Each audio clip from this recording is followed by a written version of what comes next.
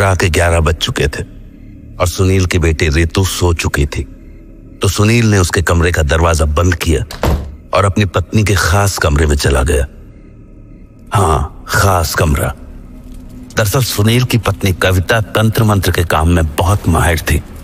इतनी ज्यादा माहिर कि अगर उसकी बुरी नजर किसी पर पड़ जाए तो वो नजर उतारे नहीं उतरती थी। तो कविता अपने तंत्र मंत्र से जुड़े काम देर रात अपने उसी खास कमरे में किया करती थी। तो जब कविता का पति सुनील उसके कमरे में जाकर बैठा तो उसने कहा, क्या हुआ, परेशान क्यों दिख रहे हो? मैं बस यही सोच रहा था कि कहीं तुम कमजोर तो नहीं हो गई। क्या मतलब? मतलब ये कि तुम इतने महीनों से मेरे छोटे भाई और उसके परिवार पर टोटके करने की कोशिश कर रही हो, पर अभी तक उन पर कोई खास असर पड़ा नहीं है। वो तो अब भी वैसे ही हंस खेल रहे हैं। कहीं तुम अपनी विद्याएं भूल तो नहीं गई? शुक्र मनाओ कि तुम मेरे पति हो, वरना अगर किसी और ने मुझसे इस तरह से बात की होती तो।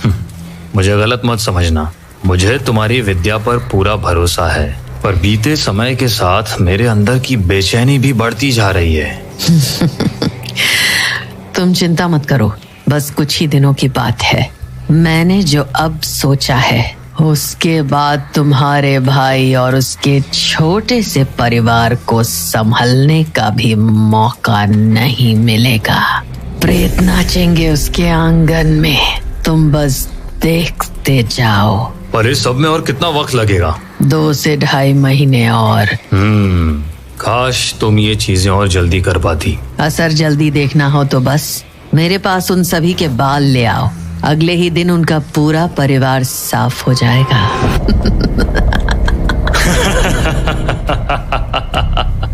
कविता का वो खास कमरा उसके और सुनील के ठहाकों से गूंज रहा था, पर वो दोनों ये नहीं जानते थे कि उनका छोटा भाई अनिल खिड़की से छिपकर उनकी सारी बातें सुन रहा था। अपने भैया और भाभी के मुंह से ये बात सुनकर उसके पांव तले की जमीन खिसक गई। वो भागा भागा अपनी पत्नी पविता के पास पहुंचा और उसे सारी बात बता दी। तो उसकी पत्नी बोली, मुझे लग रहा था कि भाभी ही ऐसी है, पर भैया भी। मुझे तो अब इस घर का पानी पीने में भी डर लग रहा है। ना जाने वो हमें या हमारे बच्चों को क्या कर दे। कुछ नहीं होगा। बबीता, तुम इन टोना टुटका करने वालों को नहीं जानती। ये मैंने कहा ना, वो हमें छू तक नहीं पाएंगी। कुछ करना तो दूर की बात है। अरे पर ये बात तुम ऐसे कैसे कह सकती हो? क्योंकि आज तक उसके हर टोटके को मैंने ही काटा है। क्या? हाँ, तुम्हारी भाभी आज से नहीं, कई सालों से ही कोशिशें कर रही हैं और हर बार मैंने उनके टोटके को काटा है। इसलिए तुम घबराओ मत, वो हमें या हमारे बच्चों को छू भी नहीं सकेंगी। बबीता, क्या तुम्हें भी टोने टोटके आते हैं? क्या तुम भी? नहीं, मुझे भाभी की तरह तंत्र विद्या का ज्ञान तो नहीं है, पर हाँ, मैं कुछ टोटकों का काट जरूर जानती हूँ। और क्योंकि भाभी इसी घर में रहती हैं, तो मेरे लिए उनके टोटकों का काट निकालना आसान हो जाता है। पर भाभी भैया से कह रही थी कि अगर वो हमारे बाल उन्हें लाकर दे दें तो वो 1 दिन के अंदर सब कुछ बर्बाद कर सकती हैं। इसलिए मुझे लगता है कि हमें अब इस घर में रुकना नहीं चाहिए। पर हम जाएंगे कहाँ? कहीं भी, बस यहाँ से दूर। मैं नहीं चाहता कि भाभी की काली नजर हमारे परिवार पर पड़े, खासकर हमारे बच्चों पर। हम कल ही ये घर खाली कर देंगे। तो अगले दिन अनिल पत्नी के साथ अपने भैया के पास चला गया और उनसे बोला, भैया, हम लोग ये घर छोड़ रहे हैं। क्या? पर क्यों? और ऐसे अचानक? भैया, नाटक करने की कोई जरूरत नहीं है। मैं जानता हूँ आप और भाभी भी यही चाहते हैं। अरे पर भैया, मैंने कल रात आपकी और भाभी की बातें सुन ली थी, इसलिए बस अब और कुछ मत कहिए। बस आपसे और भाभी से हाथ जोड़कर विनती है कि हमारे परिवार को अकेला छोड़ दें। अभी अनिल ने अपनी बात पूरी ही की थी कि वहां उसकी भाभी कविता पहुंच गई और वो बोली, तुझे जहां जाना है चला जा, पर मेरे खेल से तू बच नहीं पाएगा। तेरे साथ जो होना है वो तो होकर रहेगा। हमें अपने टोने टोटकों से मत डराओ भाभी। आज तक आपके सारे टोटके काटती आई हूँ, आगे भी काटूंगी। आपको जो करना है आप कर लो, पर मैं आपको हमारे परिवार को छूने नहीं दूंगी। बबीता की बात सुनकर अनिल का हौसला तो जरूर बढ़ा, पर तभी उसकी भाभी जोर जोर से हंसने लगी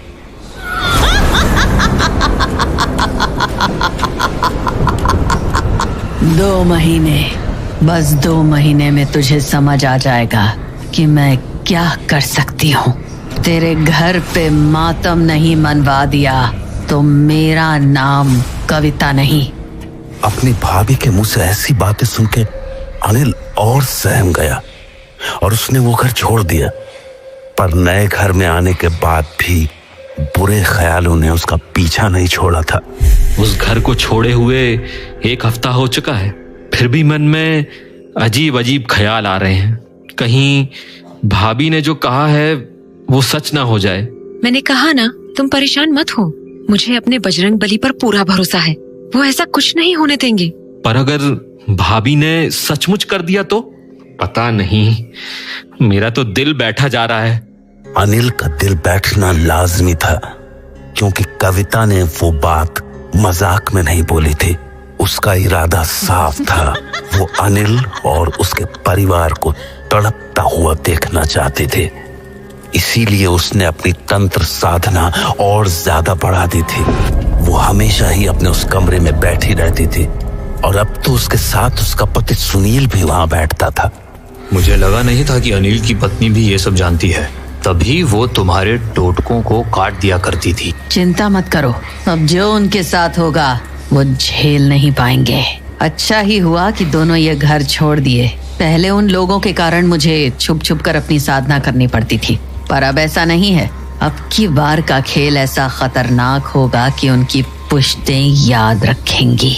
अब की बार मैं उन पर वो छोड़ूंगी जिससे छुटकारा तभी मिलेगा जब उनके शरीर से प्राण निकल जाएंगे। कविता और सुनील अपनी बातों में इतने मगन थे कि उन्हें पता ही नहीं चला कि उनकी बेटी रितु ने खिड़की के पीछे से सब कुछ सुन लिया था। रितु अपने अनिल चाचा की दुलारी थी। शायद वो उन्हें अपने पिता से भी ज्यादा मानती थी, इसलिए अपनी माँ के मुंह से ऐसी बातें सुनने के बाद वो भागी भागी अनिल चाचा के घर चली आई और उन्हें सब कुछ बता दिया।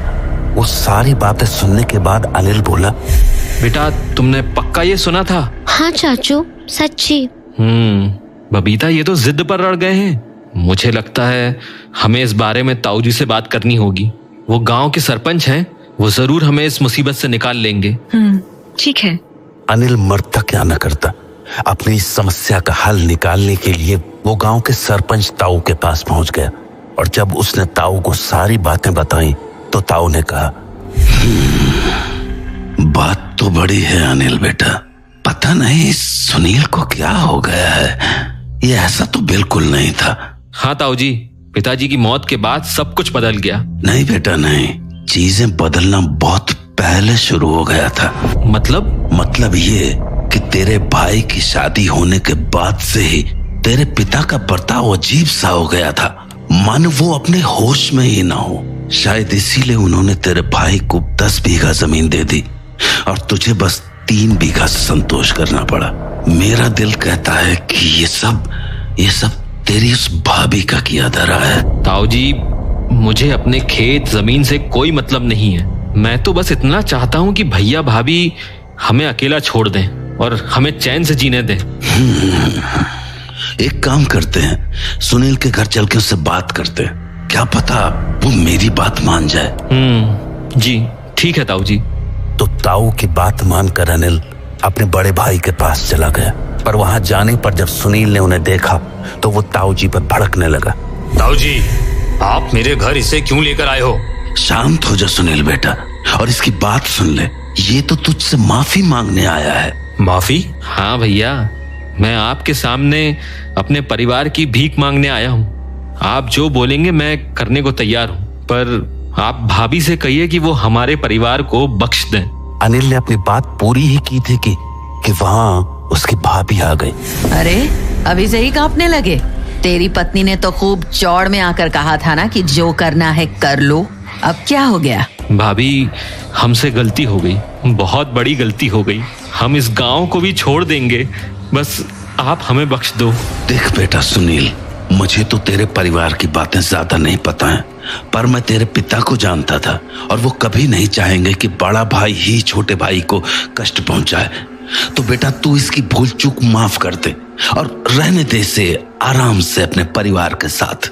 ताऊ जी की बात सुनने के बाद सुनील ने कुछ देर तक सोचा और फिर बोला, ठीक है ताऊ जी, मान लिया आपकी बात। मैं कविता को कुछ भी करने से मना कर दूंगा, पर एक शर्त पे। शर्त? कैसी शर्त? मुझे इसकी सारी जमीन अपने नाम पर चाहिए। क्या?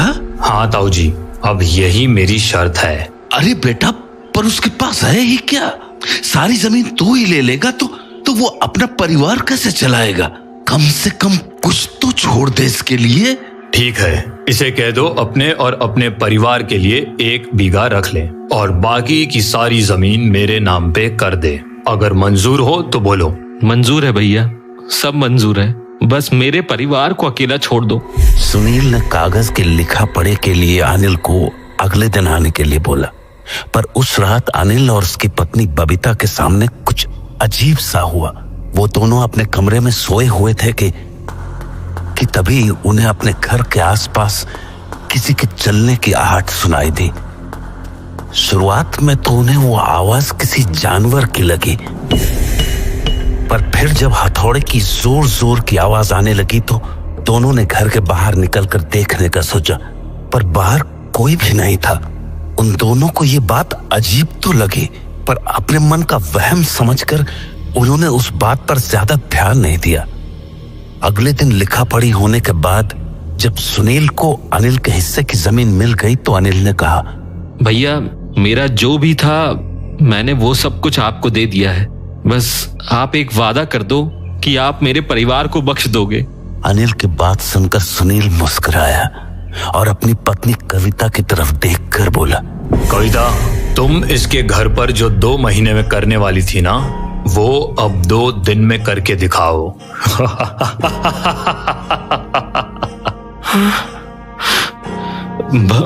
भैया ऐसा मत करो, मैं आपके हाथ जोड़ता हूँ।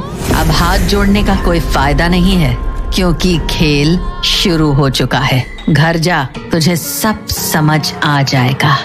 कविता की बात सुनते ही अनिल ताऊ जी के साथ भागा भागा अपने घर पहुंचा। वहां देखा तो उसकी पत्नी सामने के आंगन में बैठकर बेटे के पैरों में पट्टी बांध रही थी। बेटे के पैरों से खून निकलता देखकर उसने पूछा, ये इसके पैर में चोट कैसे आ गई? पता नहीं, अभी तो ठीक ठाक खेल रहा था, ना जाने वहाँ कोने पे कौन कील ठोक गया, वही कील इसके पैर में चुभ गई। कील ठोक गया? हाँ, वहाँ आंगन के कोने में। अनिल को ये बात थोड़ी अजीब सी लगी और लगनी भी चाहिए थी। भला उनके आंगन में जमीन पर कील किसने ठोक दी? वो बैठा बैठा उस कील को देख ही रहा था कि तभी ताऊ जी वहां आ गए और बोले, बेटा बहुत बड़ी दिक्कत हो गई है। हाँ? क्या हुआ ताऊ जी? तेरे घर के चारों कोनों में ऐसी ही कील ठुकी हुई है। ये कोई आम टोटका नहीं है। तूने किसी को देखा था ये सब करते? नहीं ताऊ जी, मैंने तो ऐसा कुछ नहीं। पर कल रात हमें घर के बाहर से हथौड़े की आवाज आ रही थी, पर बाहर आकर देखा तो कोई भी नहीं था। पक्का ये काम कल रात को ही किया गया है। पर इसका मतलब क्या है ताऊ जी? बेटा ऐसे कीलें तभी ठोकी जाती हैं जब किसी के घर को बांधना होता है। बांधना? मैं समझा नहीं ताऊ जी। बेटा ये खेल तेरी भाभी का ही है और अब वो शायद कुछ ऐसा करने वाली है जिसका अंजाम बहुत भयानक हो सकता है। पर ताऊ जी मैं अब क्या करूं? कल सुबह तैयार रहना, हम लोग पास के एक गांव में चलेंगे। वहां एक बहुत ज्ञानी पंडित बैठते हैं जिनके सामने ऐसे टोने टोटकों की कोई बिसात नहीं, पर वो रोज सुबह आधे घंटे ही बैठ पाते हैं और बस 10-11 लोग ही देखते हैं। तो अगर कल सुबह तेरी बारी आ गई तो समझ ले कि कल के कल ही ये तेरी सारी बला छूट जाएगी। ठीक है ताऊ जी। लेकिन हाँ, तुझे आज रात होशियार रहना होगा। मतलब बेटा आज की रात तेरे घर पर प्रेत तांडव करेंगे। तुझे ऐसी ऐसी चीजें दिखेंगी जो तूने अपने सपने में भी नहीं सोची होंगी।